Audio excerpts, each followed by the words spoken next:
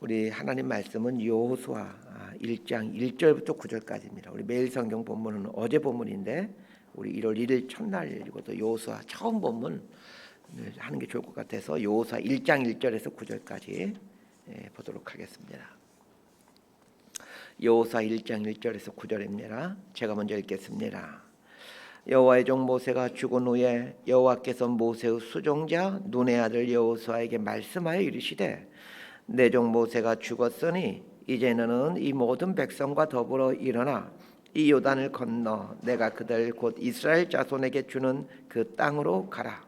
내가 모세에게 말한 바와 같이 너희 발바닥으로 밟는 곳은 모두 내가 너희에게 주었노니 곧 광야와 이 레바논에서부터 큰 강 곧 유브라데 강까지 해쪽 속에 온 땅과 또 해지는 쪽 대해까지 너희의 영토가 되리라. 내 평생에 너를 능히 대적할 자가 없으리니 내가 모세와 함께 있었던 것 같이 너와 함께 있을 것임이니라. 내가 너를 떠나지 아니하며 버리지 아니하리니 강하고 담대하라. 너는 내가 그들의 조상에게 맹세하여 그들에게 주리라 한 땅을 이 백성에게 차지하게 하리라. 오직 강하고 극히 담대하여 나의 종 모세가 내게 명령한 그 율법을 다 지켜 행하고 우로나 좌로나 치우치지 말라. 그리하면 어디로 가든지 형통하리니 이 율법책을 내 입에서 떠나지 말게 하며 주야로 그것을 묵상하여 그 안에 기록된 대로 다 지켜 행하라. 그리하면 내 길이 평탄하게 될 것이며 내가 형통하리라. 9절 함께 읽습니다. 내가 내게 명령한 것이 아니냐. 강하고 담대하라. 두려워하지 말며 놀라지 말라. 내가 어디로 가든지 내 하나님 여호와가 너와 함께 하느니라 하시니라. 아멘. 여호수아서 앞에 나오는 5권의 책을 모세오경이라고 부릅니다. 성경은 각 권이 각각의 주제를 갖고 있는 것 같지만 그러나 성경은 하나의 주제를 향해 나아가고 있습니다. 이 모세오경의 핵심은 이렇게 말할 수 있습니다. 하나님께서 아브라함에게 약속의 자녀와 약속의 땅을 주시겠다라는 언약을 하시는데 그 약속대로 약속의 자녀를 주시어서 약속의 땅을 차지하기 위한 준비, 이렇게 요약할 수 있을 것 같습니다. 여호수아서는 하나님께서 약속하신 가나안 땅을 점령해가는 그 언약의 성취를 말해줍니다. 사사기부터는 가나안 땅에서 하나님의 나라를 이루어가는 과정을 말해줍니다. 오늘 본문 1절에 보면 여호와의 종 모세가 죽은 후에라는 말로 여호수아서의 첫 시작을 시작하는 것은 모세오경과 여호수아서가 긴밀하게 연결되어 있다는 것을 말해주기 위함입니다. 하나님의 언약은 한 사람의 당대에서 끝이 나는 것이 아닙니다. 대를 이어 하나님의 언약은 성취되어 갑니다. 그런 측면에서 내 대에서 결말을 보려고 해서는 안 됩니다. 하나님의 약속하신 구원의 풍요로움은 내 대에서 완성되는 것이 아니라 내 후손들에게로 이어져 완성되어 가는 겁니다. 교회도 마찬가지입니다. 내 대에서 무엇인가를 이루려고 해서는 안 됩니다. 교회를 통해 이루고자 하시는 그 하나님의 계획을 이루어가는 한 과정으로서 내가 존재하는 것이지 내 대에서 결말을 보려고 하는 자세는 교만한 자세입니다. 자, 1절에서 4절까지 말씀 함께 봅니다. 시작. 여호와의 종 모세가 죽은 후에 여호와께서 모세의 수종자 눈의 아들 여호수아에게 말씀하여 이르시되 내 종 모세가 죽었으니 이제는 이 모든 백성과 더불어 일어나 이 요단을 건너 내가 그들 곧 이스라엘 자손에게 주는 그 땅으로 가라. 내가 모세에게 말한 바와 같이 너희 발바닥으로 밟는 곳은 모두 내가 너희에게 주었노니 곧 광야와 이 레바논에서부터 큰 강 유브라데 강까지 해쪽 속에 온 땅과 또 해지는 쪽 대해까지 너희의 영토가 되리라. 모세가 죽자 하나님은 여호수아에게 말씀하기 시작합니다. 자, 여기서 아주 중요한 원리를 발견해야 됩니다. 모세가 죽어도 끄떡없다라는 것입니다. 왜 그랬습니까? 하나님이 살아계시기 때문입니다. 모세는 어떤 인물입니까? 당시 최강대국이라 하는 애굽으로부터 이스라엘 백성들을 이끌어낸 입지 전적의 인물입니다. 역사상 한두 명의 노예가 탈출해서 살아난 것은 있었지만 수백만이 넘는 노예가 탈출해서 살아남게 되고 더 나아가 국가를 이루게 된 것은 이스라엘이 처음이자 마지막일 겁니다. 이전까지 한 번도 수백만 명의 노예가 탈출해서 나라를 건설했다? 그런 거 없습니다.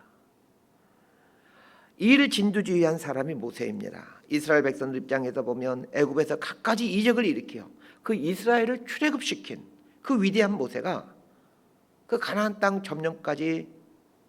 점령하는 일까지 다 끝내야 된다라고 생각했을 겁니다. 그러나 하나님은 그렇게 생각하지 않습니다. 모세가 이스라엘 백성들을 이끌어낸 것이 아니라 하나님이 이끌어내셨기 때문입니다. 그런 면에서 모세는 가나안 땅에 들어가지 않는 것이 옳습니다. 이스라엘 백성들이 가나안 땅에 들어가기 전에 모세가 죽게 함으로 이스라엘 백성들을 이끌어내시고 가나안으로 들어가게 하시는 분이 모세가 아니라 하나님이심을 보여주시는 겁니다. 신명기에 보면 모세가 죽을 때 그 눈이 흐리지 아니하였고 기력이 쇠하지 아니하였다 이렇게 말해주고 있습니다. 한마디로 죽을 때가 되지 않았다는 얘기입니다. 그럼에도 불구하고 모세가 가나안 땅 들어가기 전에 죽게 하시는 것은 이스라엘 백성들을 이끌어내고 가나안으로 인도해 가시는 분은 모세가 아니라 하나님이라는 것을 알려주기 위함입니다. 그런 면에서 하나님의 하나님 되심을 막는 우리의 어떤 위대함이나 업적은 죽어야 합니다. 그래서 우리의 모습에서 하나님의 크심을 조금이라도 훼손해가는 우리의 자랑은 삭제시켜 가야 합니다. 또 하나의 통찰을 발견할 수 있습니다. 하나님에게는 늘 대안이 있다라는 겁니다. 하나님은 여호수아라는 대안을 마련해 놓으셨습니다. 이스라엘 백성들 입장에서는 모세의 죽음은 절망이 될 수밖에 없었습니다. 그러나 하나님은 걱정하지 않으십니다. 그분에게는 대안이 있기 때문입니다. 하나님이 준비해 놓은 대안이 있다는 것을 믿게 되면 절망하지 않습니다. 이 땅의 역사뿐만 아니라 우리 개인의 역사도 하나님의 섭리 안에서 진행됩니다. 참새 2마리가 한 앗사련에 팔리는 것도 하나님의 허락하지 않으면 일어나지 않습니다. 하물며 아들을 내어주실 만큼 사랑하시는 우리 인생은 오죽하겠습니까? 그러니 내가 생각해 놓은 계획과 방법과 대안이 사라질 때도 절망하지 않게 되길 바랍니다. 하나님의 대안이 있기 때문입니다. 이 믿음을 갖고 난 이후부터는 제가 저희 아이들에 대한 염려가 상당히 사라지게 되었습니다. 아이들이 어릴 때 아버지는 종종 아이가 클 때까지 내가 살아있어야 될 텐데 이런 생각들을 하곤 합니다. 제가 그 생각을 참 많이 했습니다.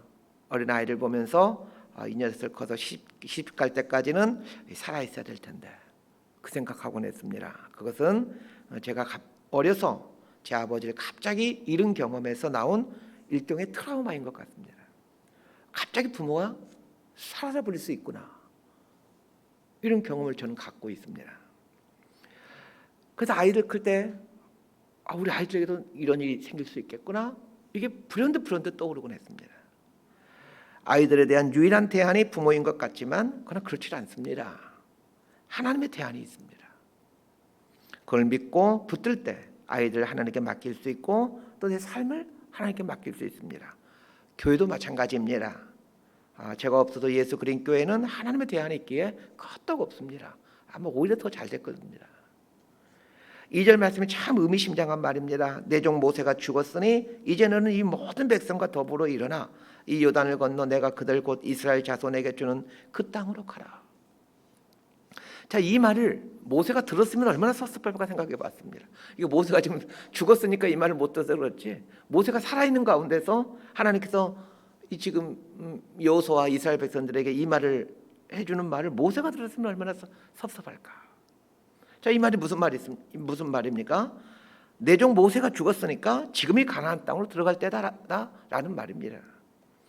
이스라엘 백성들 눈으로 보면 모세가 죽은 이 마당에 가나안에 들어가는 일이 가능할까? 이게 지금 이스라엘 백성들의 생각인데 하나님은 모세가 죽었으니까 지금이 가나안 땅에 들어갈 때이다 이렇게 말씀하십니다. 어쩌면 하나님은 이스라엘 백성들이 가나안 땅에 들어가는 것을 위해 이 모세의 죽음을 기다렸는지도 모르겠습니다. 모세가 죽어야 이스라엘 백성들이 가나안 땅에 들어갈 수가 있습니다. 신앙의 이 역사를 볼 줄 알아야 합니다. 이걸 볼 줄 아는 사람은 자신 안에 있는 이 모세를 죽여갑니다. 모세는 무엇입니까? 이스라엘 백성들이 하나님도 바라보았지만 늘 모세를 바라보고 있었습니다. 그런 면에서 모세란 하나님 대신에 바라보고 싶고 의지하고 싶은 것이 모세입니다. 오늘 본문에는 신앙의 중요한 원리들이 아주 많이 등장합니다. 그래서 아주 중요한 부분이 이 여호수아 1장 8절에서 9절이에요. 3절에 보면 내가 모세에게 말한 바와 같이 너희 발바닥으로 밟는 것은 모두 내가 너희에게 주었노니, 이렇게 말하고 있습니다. 하나님께서 이스라엘 백성들에게 가나안 땅을 주겠다라고 오래전부터 약속하셨습니다. 이 약속은 그 옛날 아브라함 때부터 해준 약속입니다. 그런데 잘 보십시오. 하나님께서 가나안 땅을 앞에 두고 있는 이스라엘 백성들에게 뭐라고 말합니까? 너희 발바닥으로 밟는 것을 준다라고 말씀하십니다. 하나님께서 아브라함에게 약속하셨고 모세를 통하여 끊임없이 말해줬던 것이 이스라엘에게 약속의 땅인 가나안 땅을 주겠다라는 약속이었습니다. 그러면 약속하신 대로 주실 일이지 너희 발바닥으로 밟는 것을 주시겠다라고 하십니다. 하나님께서 주시겠다라고 약속했지만 그 약속이 내 삶에서 실현되기 위해서는 말씀에 대한 순종이 반드시 필요하다는 말입니다. 순종이 약속에 대한 하나님의 그 약속에 대한 성취를 가져오게 됩니다. 그래서 믿는다는 것은 믿습니다가 아니라 순종하는 것이 믿는 것입니다. 하나님께서 가나안 땅을 주시겠다라는 것을 온전히 믿는 사람만이 발바닥으로 가나안 땅을 밟게 됩니다. 가나안 땅을 발바닥으로 밟는다라는 말은 우리가 보기에는 쉬운 일인 것처럼 보이지만 가나안 땅을 발바닥으로 밟는다라는 말은 전쟁을 한다라는 얘기입니다. 가나안에 살고 있는 사람들 입장에서 보면 다른 나라 사람들이 자기들 땅에 발을 밟는 순간 이제 공격할 수밖에 없습니다. 믿는다는 것은 말씀을 붙들고 말씀에 순종한다라는 말입니다. 믿습니다라는 말을 하는 것에 하나님이 주시는 것이 아니라 밟아야만 주신다라는 이 믿음의 원리를 꼭 기억하셔야 됩니다. 그리고 이 원리를 우리의 삶에 적용할 줄 알아야 합니다. 많은 그리스도인들이 믿습니다 요 수준에서 멈춰서 있습니다. 믿습니다에 멈추어 서 있게 되면 하나님께서 약속하신 복이 이루어지지가 않습니다. 여호수아서를 잘 보시길 바랍니다. 하나님이 하시는 말씀 밟는 곳을 내가 주리라 라는 말대로 이스라엘 백성들이 정말로 발로 밟을 때, 즉 순종할 때 하나님이 이스라엘의 하나님이 되어서 이스라엘의 편이 되어 전쟁에서 승리해 가게 하십니다. 자, 이 우리들의 신앙의 실상을 제가 꽁트로 하나 만들어 봤습니다. 그 연극 무대라고 생각하고 제 하는 얘기를 한번 상상해 보시기 바랍니다. 자, 우리는 하나님께 이렇게 말합니다. 하나님, 저 하나님 믿습니다. 이제 저희 하나님이 되어서 새 일을 행해 주십시오. 그래서 하나님이 그 기도를 듣고 우리를 위한 새 일을 하기 위한 채비를 하십니다. 하나님이 우리를 위한 새 일을 하실 채비를 하시고 계시는데 우리는 또 그렇게 말합니다. 하나님, 저 하나님 믿습니다. 그러면 하나님이 이렇게 말씀하시죠. 그래 알았어. 빨리 발 디뎌. 그럼 우리는 또 그럽니다. 저 하나님 믿습니다. 그래 알았다니까. 빨리 발 디디라니까. 그래 또 그럽니다. 저 하나님 믿습니다. 제가 무슨 말 하는지 아시겠죠? 우리의 신앙이 이렇다는 거예요. 저 하나님 믿습니다. 그리고 발을 디디지 않습니다. 이게 우리들의 신앙의 그리스도인의 신앙의 현주소라는 거예요. 그걸 믿음이라고 생각하는 거예요. 믿습니다라고 하는 것을 믿음이라고 생각한다는 거예요. 자, 5절과 6절 말씀 함께 읽습니다. 시작. 내 평생에 너를 능히 대적할 자가 없으리니 내가 모세와 함께 있었던 것 같이 너와 함께 있을 것임이니라. 내가 너를 떠나지 아니하며 버리지 아니하리니 강하고 담대하라.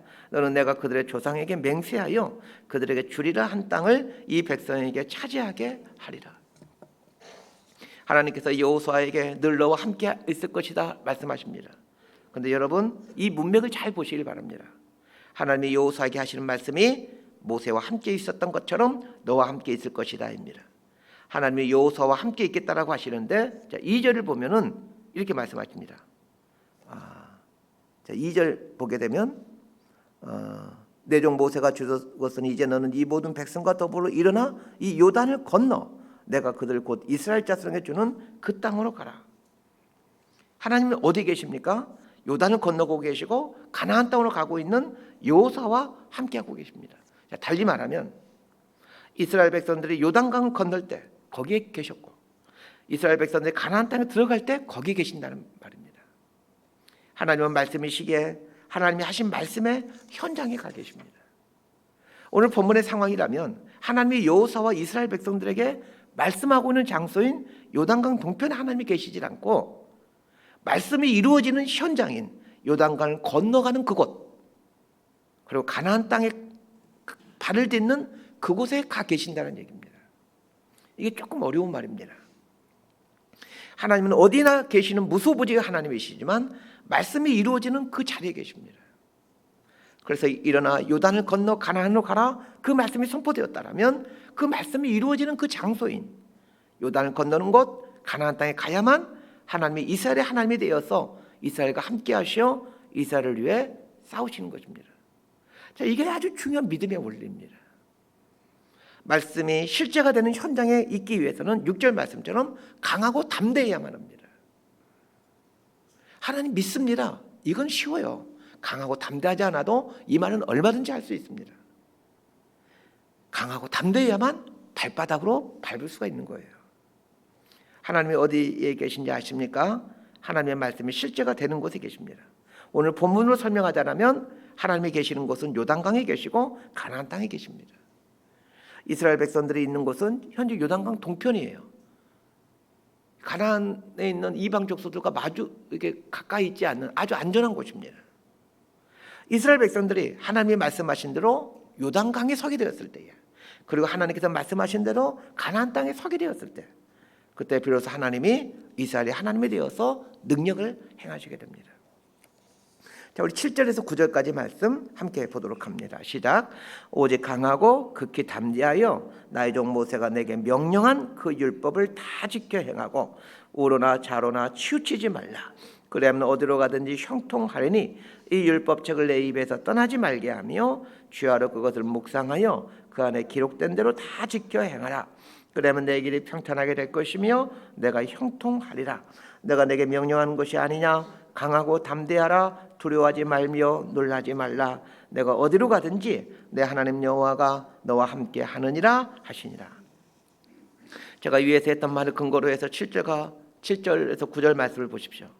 왜 하나님께서 여호수아에게 율법책을 입에서 떠나지 말게 하고 주야로 그걸 묵상하라고 하셨는지 이제 그 이유를 알게 됩니다. 여호수아가 지금 처해 있는 상황이 어떤 상황입니까? 그 위대한 그 모세는 죽었습니다. 그리고 이제 해야 될 일은 가나안을 점령하기 위해 전쟁을 치러야 되는 상황입니다. 그러면 전쟁 준비를 해야 되는 것이 상식적인 일입니다. 그런데 하나님은 여호수아에게 율법책을 입에서 떠나지 말게 하고 아침 저녁으로 율법책을 묵상하라고 말씀하십니다. 이 말은 무슨 말씀입니까?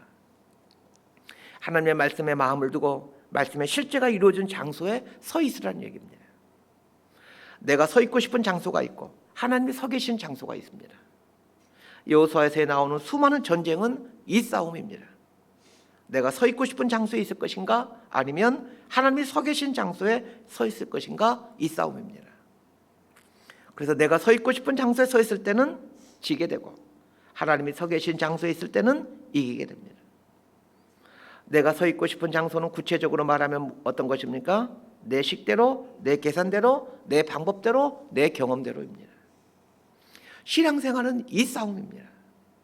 내 식, 내 계산, 내 방법, 내 경험에 따라 살아갈 것인가, 아니면 말씀이 있는 곳, 그래서 하나님이 실제하시는 곳, 그곳에 나를 두고 살 것이냐, 이 싸움이 신앙생활입니다. 왜 여호수아에게 하나님 말씀이 입에서 떠나지 말게 하고 주야로 그것을 묵상하라고 했을까요? 우리는 본능적으로 내 방식대로 살려고 하기 때문입니다. 저는 신앙의 가장 깊은 단계가 이 말씀 묵상의 단계라고 믿습니다.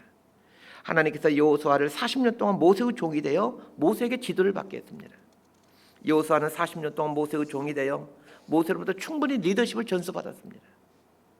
40년 동안 모세의 종이 되어 리더십을 전수받은 이 여호수아에게 마지막으로 하나님이 훈련시키는 것이 말씀 묵상 훈련입니다.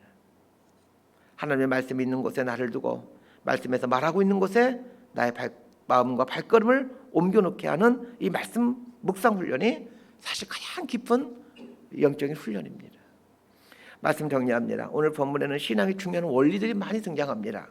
모세가 죽어야 하나님이 드러납니다.